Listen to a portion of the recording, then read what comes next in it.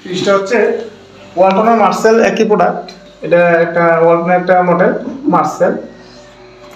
তো এই ফ্রিজটা এই যে আমরা এখন চালাইছি, দেখো তো এই একটা সাইডে শুধু আইস হইতেছে, একটু কাছে নাও।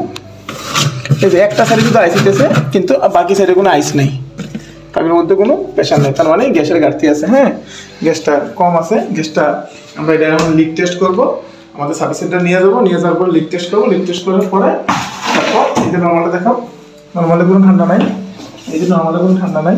এই মিটারটাও বাড়ানো আছে, এই যে ফুল, এই যে আমি ডান দিয়ে ঘুরেছি, ফুল বাড়ানো আছে মিটারটা। এই যে 7-এর মধ্যে আছে, এই যে 7-এর মধ্যে আছে মিটারটা। হ্যাঁ, 7-এ। তো আশা করি যে সার্ভিস সেন্টার নেওয়ার পরে আমরা এটা প্রেশার দিয়ে দেখবো, লিক টেস্ট করবো। লিক টেস্ট করার পরে যদি ফ্রিজটা স্বাভাবিক অবস্থা থাকে, চেম্বারটা যদি লিকেজ না থাকে ইভাপোরেটরটা, তারপর আমরা গ্যাস চার্জ করে দেবো, ওয়াশ করে সার্ভিসিং করে গ্যাস চার্জ করে দেবো। আর সাকিবের একটা প্রশ্ন আসছিল, ফ্রিজটা লাইনটা কি লাইন? বলো, তুমি বলো, আমি বলছি। এটা তুমি বলছিলে যে এটা কি লাইন না? এটা কি লাইন? এটা হচ্ছে তোমার চার্জিং লাইন। হ্যাঁ, এটা দিয়ে আমরা গ্যাস চার্জ করি, ঠিক আছে। আর এটা হচ্ছে যে চিকন যেটা, এটা হচ্ছে ডিসচার্জ লাইন। হ্যাঁ, এটা দিয়ে আমরা যে ডিসচার্জে যে প্রেসারটা হয় কম্প্রেসার থেকে, এই প্রেসারটা গ্যাসটা সাপ্লাই করে চাপ সৃষ্টি করে, এটা হচ্ছে ডিসচার্জ প্রেসারের লাইনটা। হ্যাঁ, এটা কিন্তু কপার পাইপ। হ্যাঁ, এই যে কপার বুঝছেন, কপার পাইপ, যার জন্য এটা লিক হবে না। মোটামুটি আমরা শিওর প্রায় 90% এটা লিক হবে না। আর এখানে হচ্ছে তোমার এটা হচ্ছে সেকশন লাইন। হ্যাঁ, এই ডিসচার্জের লাইনটা কোথায় সংযুক্ত হয়েছে? এটা হচ্ছে তোমার ভিতরে বডির মধ্যে ঘুরা পাইপটা আবার ব্যাক করে এখান দিয়ে আসছে। এই যে ফিল্টারটা এটা হচ্ছে ইনলাইন, মানে এখান দিয়ে এই যে ঢুকছে, ইন আউট হয়ে তারপর এদিক দিয়ে বাড়িছে। হ্যাঁ, বাড়িয়ে ফিল্টারের মধ্যে কানেকশন হয়েছে। হ্যাঁ, আর ফিল্টার থেকে ক্যাপিলারি টিউবের মাধ্যমে তোমার ওই যে চেম্বারের মধ্যে বা ইভাপোরেটরের মধ্যে জিনিসটা কানেক্ট হয়ে যে মোটা পাইপের মাধ্যমে এই যে সেকশনে ভিতরে আসছে। তার মানে বিষয়টা হচ্ছে যে সেকশন প্রেসার এদিক দিয়ে টানতেছে গ্যাসটাকে, আর এই দিক দিয়ে পৌঁছে দিতেছে ডিসচার্জ বুঝে, আবার রোলিং করে এই ক্যাপিলারি টিউবের মধ্যে চাপ সৃষ্টি করে তারপর আবার অটোমেটিক লাইট দিয়ে টানতেছে। মানে এটা রানিং এর এটা চক্রের মধ্যে আছে। হ্যাঁ, এটা গোল চক্রের মধ্যে আছে। হ্যাঁ, অটোমেটিক টানতেছে।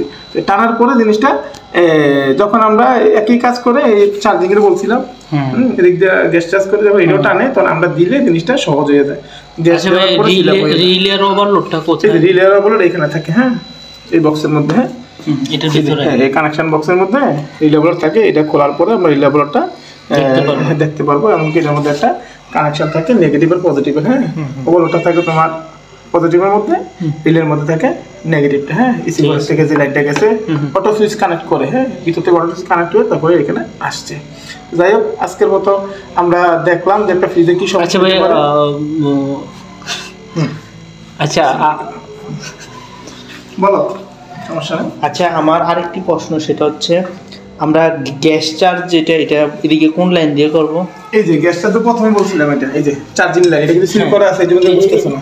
এটা আমরা এটা এখান দিয়ে কাটবো। হ্যাঁ, কাটার পর এখান দিয়ে আমরা একটা ননিডার বাল্ব লাগাবো, অথবা ক্যাপিলারি টিউব অথবা ননিডার বাল্ব লাগাবো। লাগানোর পর আমরা আগে কাটার সময় দেখবো ভিতরে গ্যাস আছে কিনা। আমরা ওই ফ্লাইং টুলসের যে ফ্লাইং যেটা কাটলাম, এটা কি এদিকে লাগাবো না? হ্যাঁ, ওই যে ননিটাল যে বাল্বটা আছে অথবা প্লাইং করে আমরা একটা নাট সিস্টেম করে 1/4 নাট করে এখানে ক্যাপিলারির মাধ্যমে এরকম চিকনের মাধ্যমে আমরা এগুলো লাগাইতে পারি। হ্যাঁ, এখন তো সবকিছু ডিজিটাল, যাদের ননিটাল বাল্ব আমরা এখানে ননিটাল বাল্বটা লাগিয়ে নেব।